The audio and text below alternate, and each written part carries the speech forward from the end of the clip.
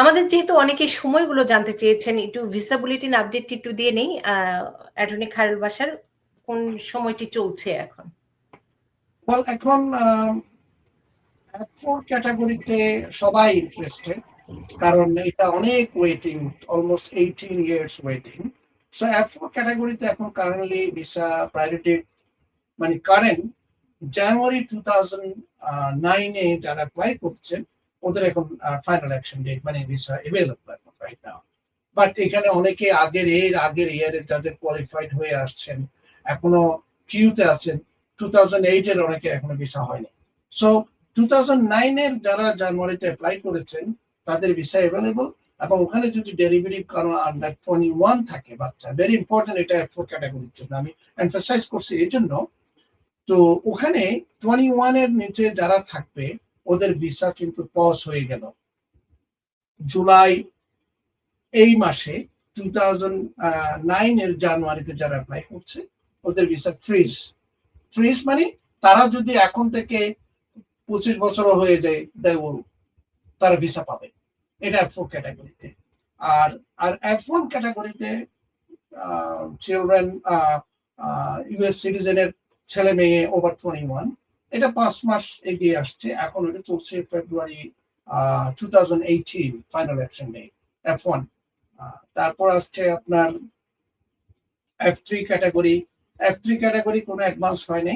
Merit US সিটিজেনের ছেলে মেয়েরা, merit যারা, ওইটা চলছে এখন final action 2012 April. So it's way behind, almost 14 years. তারপর আসছে আপনার F2A হচ্ছে পার্মানেন্ট রেসিডেন্ট গ্রিন কার্ড হোল্ডারদের স্পাউসেস এন্ড চিলড্রেনরা, এটা চলছে এখন ফাইনাল অ্যাকশন ডেট জানুয়ারি 2025।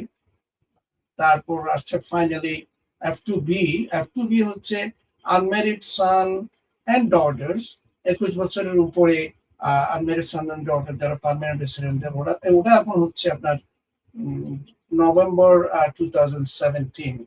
সো এইটাই হচ্ছে আপনার জুলাইয়ের উল্লেখযোগ্য আপনার 4টা ক্যাটাগরি যেগুলো মেইনলি সবাই ইন্টারেস্টেড জানতে চায়, এগুলো জানতে চায়। জি, অসংখ্য ধন্যবাদ। আমাদের আরেকজনের প্রশ্নটি একটু নিয়ে নিতে চাই। তিনি বলেছেন তার ভাই 2021 সালের শেষের দিকে বর্ডার ক্রস করে আমেরিকায় ঢুকেছিল এবং 2023 সালের ফেব্রুয়ারির 10 তারিখে ফিঙ্গারপ্রিন্ট দিয়েছে এবং এখনো তার গ্রিন কার্ডটি আসেনি। কাজের অনুমতি আছে, নিয়মিত ট্যাক্স দিয়ে আসছে। ওর কি কোনো সমস্যা হবে? ধন্যবাদ। গ্রিন কার্ড পেতে আর কি। জি, যারা বর্ডার দিয়ে ক্রস করে আসছে ওদের আমরা বলি ওরা সাইলেন্ট করেছে, আমি দেখছি। তো ফিঙ্গারপ্রিন্ট হওয়ার পরে এখনো তো হয়তো বা 2টা স্টেপ আছে এখানে, হিয়ারিং এর initial hearing, master calendar hearing, তারপর ইন্ডিভিজুয়াল হিয়ারিং, ফাইনাল হিয়ারিং এ যদি গ্রান্ট হয় তার কেসটা যদি প্রশ্ন আসছে ওয়েদার উনি গ্রিন কার্ড পাবেন কিনা। তো এখনো এটা অনিশ্চিত, যেহেতু কেসটা পেন্ডিং, ওইটা আমরা বলতে পারবো না যতক্ষণ পর্যন্ত জাজ ওনার কেসটা গ্রান্ট করে। আমরা একটা ছোট্ট বিরতি নিই, তারপরে বিষয় ভিত্তিক আমাদের আরো বেশ কটি বিষয় আছে, সেই বিষয়গুলো এবং দর্শক আমি কথা দিয়েছি আজকে একটু স্কিল ইমিগ্রেশনে যারা আমেরিকায় আসতে চায় তাদের জন্য কিভাবে আসতে পারবেন, কি ব্যবস্থা আছে, সেই বিষয়গুলো নিয়ে আলোচনা করবো। অ্যাটর্নি খায়রুল বাশার নিচ্ছে একটা ছোট্ট বিরতি এবং দর্শক সাথেই থাকুন, দা নূপুর